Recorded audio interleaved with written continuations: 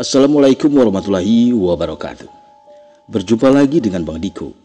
Kali ini Bang Diko akan melanjutkan cerita yang kemarin yang berjudul Disuntik Mati Karena Ganjet Season 2. Mau tahu kelanjutannya?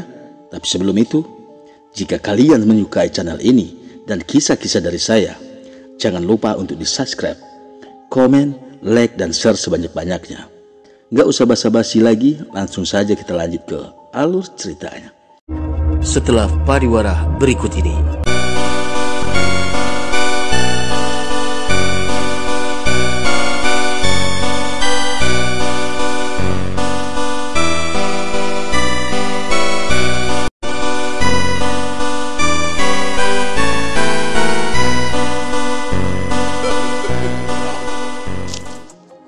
Kita seringkali menginginkan sesuatu baik-baik saja, namun kita lupa untuk menggapainya dibutuhkan sebuah keberanian. Berani jujur walau harus menelan kepahitan. Tapi tak mengapa, karena jujur walaupun pahit akan membawa kita pada kebahagiaan yang hakiki. Halo Tio, apa kabar? Tumben kau telepon saya. Terdengar suara Henry dengan logat khas Medan di dalam telepon. Alhamdulillah kabar baik. Bagaimana dengan kabar sebaliknya? Setengah baik, setengahnya lagi kurang baik. Dari jawaban Henry, sudah dapat disimpulkan tidak ada yang dia tutup-tutupi. Ada pengakuan di penggalan kalimat yang dia ucapkan, walau tidak disebutkan secara langsung.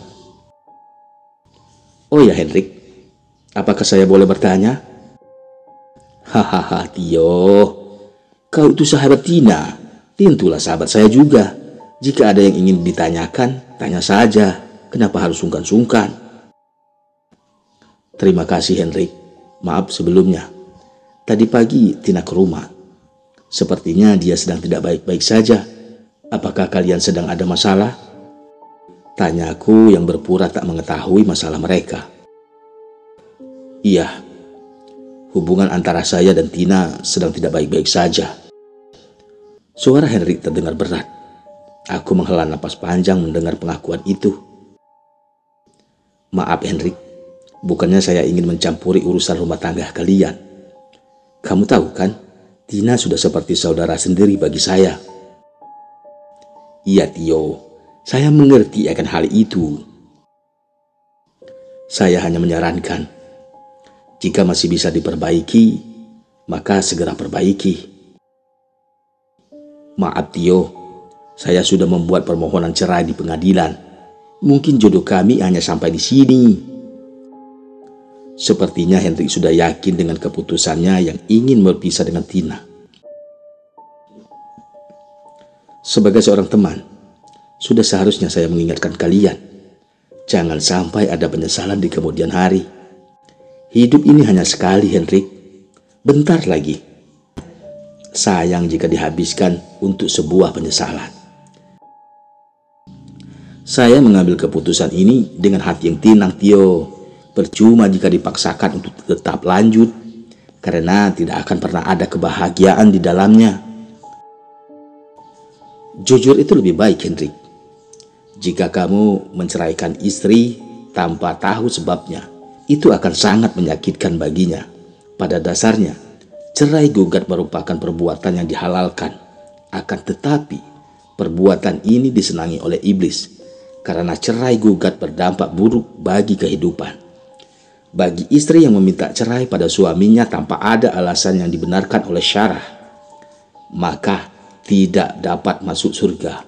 Bahkan mencium bau surga saja tidak bisa. Apalagi berakhir jatuhnya talak bain syihroh.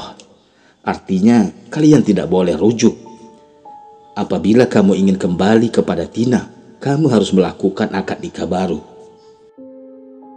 Terima kasih Tio telah mengingatkan saya. Kamu memang teman yang baik, tapi sayangnya semua sudah tidak bisa dirubah lagi. Pembicaraan kami berlangsung sampai berjam-jam lamanya. Hingga di titik akhir, Henry mengutarakan alasannya ingin berpisah dengan Tina. Dugaanku tidak meleset. waktu pelatihan pengembangan kurikulum berbasis kompetensi pendidikan kedokteran di Palembang. Henry mengetahui kisah kelam 7 tahun lalu di Gunung Dempo. Kebetulan saat itu materi utamanya adalah fenomena Ganjet. Aku juga tidak habis pikir jika selama ini Tina menyembunyikan kejadian itu pada Henry. Padahal aku sudah berkali-kali mengatakan padanya agar jujur. Dengan begitu, jika ada laki-laki yang mencintainya, bisa menerima Tina apa adanya. Begitulah kehidupan. Tidak ada orang yang mendambakan rumah tangganya kandas di tengah jalan. Jikalau bisa, cukup satu untuk selamanya. Hendrik bisa menerima walaupun hampir 3 tahun rumah tangganya, Tina belum bisa memberikan keturunan. Ini juga cukup mengherankan, mengingat kala bersama Tony, Tina bisa mendapatkan keturunan. Namun bersama Henry, walaupun tidak mengikuti program keluarga berencana selama 3 tahun ini, belum ada tanda-tanda kehamilan. Mungkin Tuhan punya rencana di balik semua ini, tapi entahlah, hanya Sang Pencipta alam semesta lah yang tahu. Manusia hanya bisa berencana, apapun hasil akhirnya kita hanya bisa mensyukurinya saja. Inilah alasannya Tio, jika aku jujur, mana ada orang yang mau menerimaku. Derayan air mata Tina sudah cukup memberi gambaran bahwasanya selama ini buli tentang kisah itu masih terus dia dapatkan. Kamu salah Tina. Fakta yang menyakitkan itu lebih baik daripada fiksi yang menyenangkan. Justru jujurlah akan membawamu pada kebahagiaan yang hakiki. Air mata Tina kian deras tak kala aku mengatakan bahwa Henry telah menggugat cerainya di Pengadilan Agama Kota Medan. Kamu yang sabar, di balik sebuah kejadian akan ada hikmah seluas samudra. Beberapa menit sesudah itu, Tina berpamitan pulang. Ada rasa iba melihat langkahnya yang pergi dari rumah kami dan kembali pulang menuju rumah Wardana dengan wajah tertunduk dan tak semangat. Andai Mang Wardi dan Bi Wanti yang kini tinggal di Musi Banyu Asin mengetahui apa yang sedang terjadi pada anaknya, mungkin dia sudah menyusul Tina dan mengajaknya pulang ke rumah mereka. Untuk beberapa hari ini, Tina tinggal di rumah Wardana tanpa ditemani siapapun. Hanya ada Satrio sang buah hati yang menjadi kekuatan untuk melewati hari-hari. Aku ngilu membayangkan semua itu. Kuharap Tina kuat menghadapi kenyataan pahit ini. Kasihan Tina, Mas. Saat ini dia sangat rapuh. Dia butuh support dari kita. Iya. Entah apa yang ada di dalam pikiran Tina. Kenapa dia tidak memberitahu kedua orang tuanya? Usahakan kita bisa segera mendaki ke puncak Gunung Dempo. Barangkali sesudah mendaki hatinya bisa tenang. Sebagai sesama wanita, tentu Murni merasakan apa yang dirasakan oleh Tina. Kamu yakin dengan mendaki semua problematika yang dihadapi Tina bisa sedikit teratasi?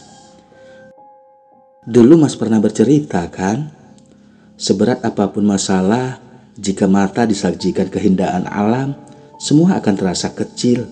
Ada kekuatan tersendiri dalam diri yang membuat jiwa kita menjadi damai.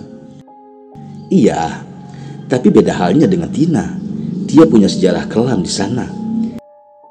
Emangnya kisah apa sih Mas yang pernah Tina dan Tony alami di sana? Aku menghela napas berat mendengar pertanyaan dari Murni. Nanti kamu akan tahu setelah kita berada di sana. Apakah itu berarti Mas setuju kalau kita ingin mendaki ke puncak Dempo? Sepertinya kali ini Mas setuju dengan usulanmu. Tapi kita harus bisa meyakinkan ibu. Semoga ibu mengizinkan ya Mas. Amin. Beberapa puluh menit berlalu. Peralihan terang ke gelap pun terjadi. Kini siang telah seutuhnya berganti malam. Tidak, ibu tidak setuju. Bu, ini semua kita lakukan karena kasihan pada Tina. Semoga dengan mendaki dia bisa sedikit melupakan masalah yang sedang dihadapinya saat ini. Ibu juga kasihan melihat Tina. Tapi di Gunung Dempo, kamu punya banyak pengalaman buruk yang terbilang di luar nalar manusia. Ibu khawatir terjadi sesuatu pada kalian. Aku tersenyum mendengarkan kekhawatiran ibu. Walau saat ini aku telah menjadi seorang ayah, tetaplah menjadi anak kecil di matanya. Murni juga ikut, Bu. Ya sudah, kalau kalian berdua sudah sepakat, Ibu izinkan. Setelah aku dan Murni berhasil meyakinkan ibu, kami beristirahat, mengingat hari sudah malam. Malam ini hawa begitu dingin, karena memang tempat tinggal kami berada di kaki Bukit Sulap, gunung yang menjadi ikonnya kota Lubuk Linggau. Aku tersenyum sumringah dengan hati senang gembira, tak kala masih diberi kesempatan melihat matahari pagi terbit. Tanda-tanda alam mulai bernapas pun kembali. Orang-orang terbangun dari tidur, begitu juga dengan aneka macam binatang. Ketika matahari terbit, insan mulai sibuk dengan berbagai kegiatan masing-masing. Ada yang pergi ke sekolah, ke sawah, ke kantor, dan lain-lainnya. Suasana yang tidak pernah aku rasakan selama di perkebunan kelapa sawit tempatku bekerja. Aku berdiri di teras rumah, menyaksikan lalu lalang kendaraan yang mulai memadati jalan raya.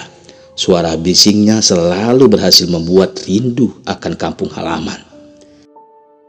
Mas, ini kopi. Aku tersenyum manis melihat secangkir kopi hitam yang dibawa oleh Murni. Taruh saja di atas meja. Jadi kan Mas hari ini mau cari informasi tentang rencana pendakian kita? Iya. Ya sudah, Mas cari informasi. Nanti aku yang bilang ke Tina agar kita bisa segera menetapkan hari keberangkatannya. Po Murni. Kamu serius, Mur? Kalau Tio mau mendaki bareng kita? Iya, aku serius. Tina tampak sangat bahagia mendengar kabar itu. Semoga dengan rencana ini bisa sedikit meringankan bebannya. Kapan kita berangkat? Mas Tio sedang mencari informasi kapan hari terbaik kita berangkat. Kalian jadi ingin mendaki? Timbrung Om Wardana. Iya, Om. Nanti kalian berangkatnya berempat bersama Leo. Takut nanti terjadi apa-apa sama kalian.